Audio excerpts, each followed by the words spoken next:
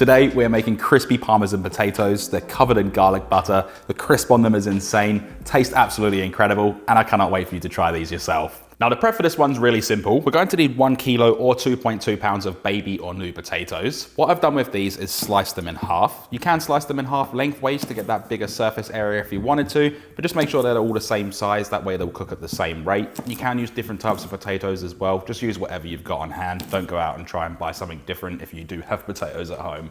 Along with that, we also need 5 grams or 0.2 ounces of flat leaf parsley. Scrunch it up to make it a lot easier to chop, then roughly chop. Just make sure there's no large leaves or stems. You should have something that looks like this. Lastly, for the prep, we need 4 cloves of garlic. Run these along a microplane to create a paste. You can also roughly chop, but it's not recommended. A paste is better for this recipe. We want to split these because we're going to be using 2 cloves in one part of the recipe and 2 cloves in the other part of the recipe.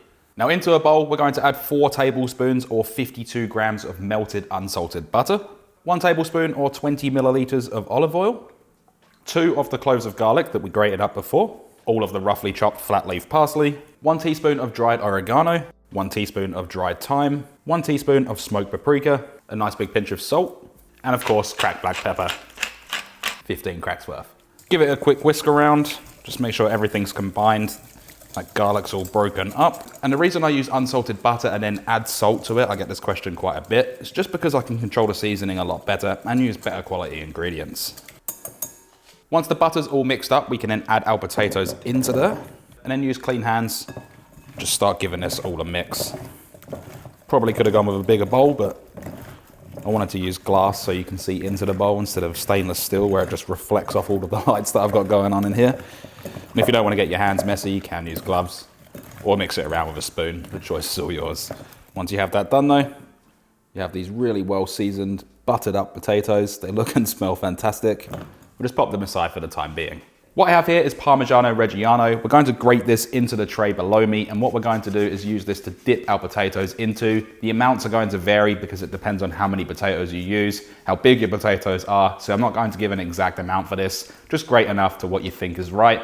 Don't do too much because it's easier to add than it is to take out. You don't want any leftover ingredients. With all of that done, we have our buttered up potatoes, the Parmesan cheese. Just going to start dipping these in.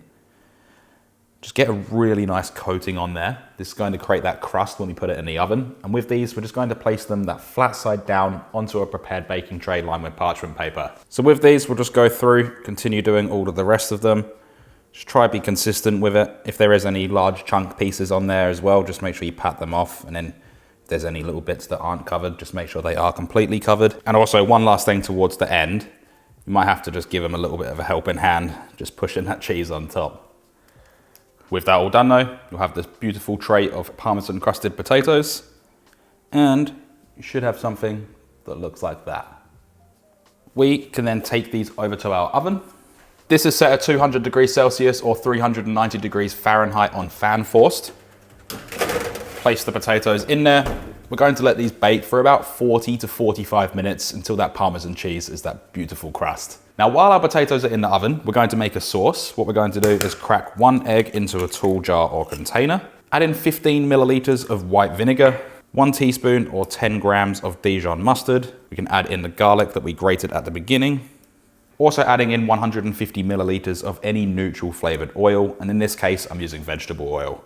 Let's then get in there with an immersion blender, blitz this up until it forms an emulsion. This is going to be our base mayonnaise. Then we can season it and add any extras that we want to this. At this point, I'm adding in 15 grams of dill. Dill is my favorite herb. It goes perfectly in a mayonnaise or a sauce like this. Add in a pinch of salt, as well as some cracked black pepper. 10 cracks worth. Then get back in there with the blender, blitz this up. It's going to turn a nice light green color from that dill. It's really fresh, it's fragrant, it tastes delicious and goes perfectly with potatoes. We can place this in the fridge until we're ready to serve. At this point, we'll then remove our potatoes from the oven. Just double check that they're nice and soft. And as you can see, all of that Parmesan cheese is crusted up. And I recommend letting these cool down for about 5 to 10 minutes. It's just going to allow that cheese to set, become really crispy, and obviously, of course, make these extra delicious. Now, after allowing these to set, just carefully separate them and check out the color on that. These are absolutely incredible. You've got that ring of Parmesan crust. The potato is nice and soft. You've got the crispy cheese. It's going to be the perfect texture combination, and these look incredible. We can then start plating these up. Just gonna try and balance them on that Parmesan just for a little bit of presentation, but being careful not to snap them. Don't forget the sauce that we made up before, and how good does that look? So much color, crispy texture. Cannot wait to try these, and I cannot wait for you to make them at home. With all of that said and done, there's only one thing left to do. That is, of course, we can then dig in.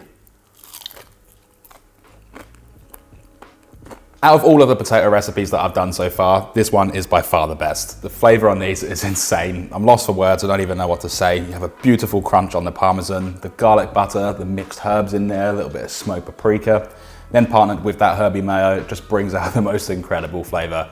Only thing that I can say is definitely do make these at home. And if you enjoyed this video, hit that like button. It really does help me out, helps the channel be seen by more people, and consider subscribing, and I'll see you in the next one.